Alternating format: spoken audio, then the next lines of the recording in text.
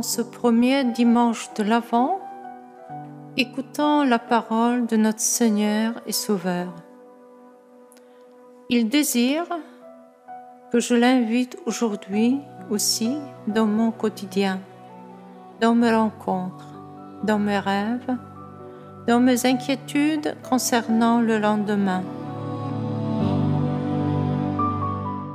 Jean le Baptiste entendit parler dans sa prison des œuvres réalisées par le Christ.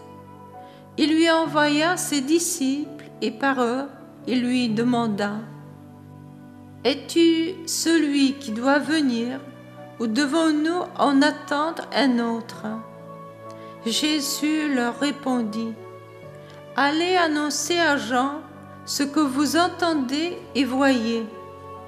Les aveugles retrouvent la vue, et les boiteux marchent, les lépreux sont purifiés, et les sourds entendent, les morts ressuscitent, et les pauvres reçoivent la bonne nouvelle.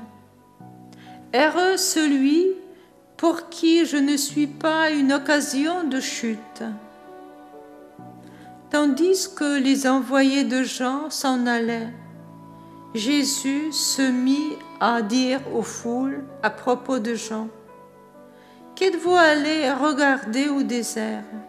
Un roseau agité par le vent? Alors qu'êtes-vous donc allés voir? Un homme habillé de façon raffinée? Mais ceux qui portent de tels vêtements vivent dans les palais des rois. Alors, qu'êtes-vous allés voir? Un prophète? Oui, je vous le dis, et bien plus qu'un prophète. C'est de lui qu'il est écrit: « Voici que j'envoie mon messager en avant de toi, pour préparer le chemin devant toi. » Amen, je vous le dis, parmi ceux qui sont nés d'une femme, personne ne s'est levé de plus grand que Jean le Baptiste, et cependant, le plus petit dans le royaume des cieux est plus grand que lui.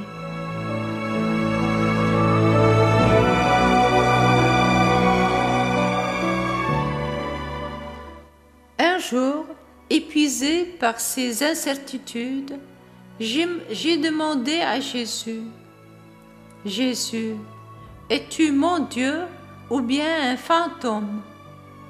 Car mes supérieurs me disent qu'il y a des illusions et des fantômes de toutes sortes.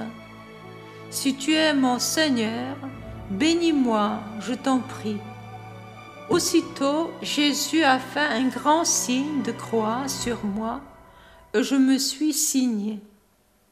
Quand j'ai demandé pardon à Jésus de lui avoir posé cette question, il m'a répondu que cela ne lui avait fait aucune peine et que ma confiance lui plaisait beaucoup.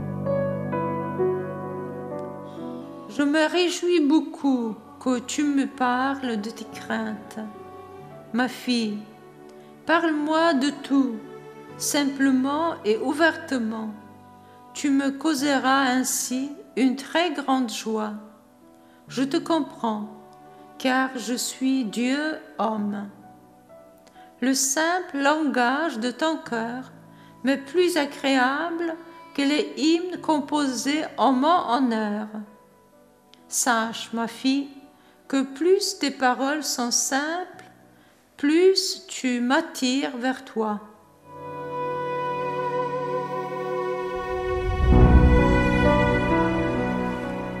Jésus m'invite à être en relation avec lui et il désire que ma prière soit sincère et simple. Est-ce que je suis capable de lui parler de tout ce qui m'arrive?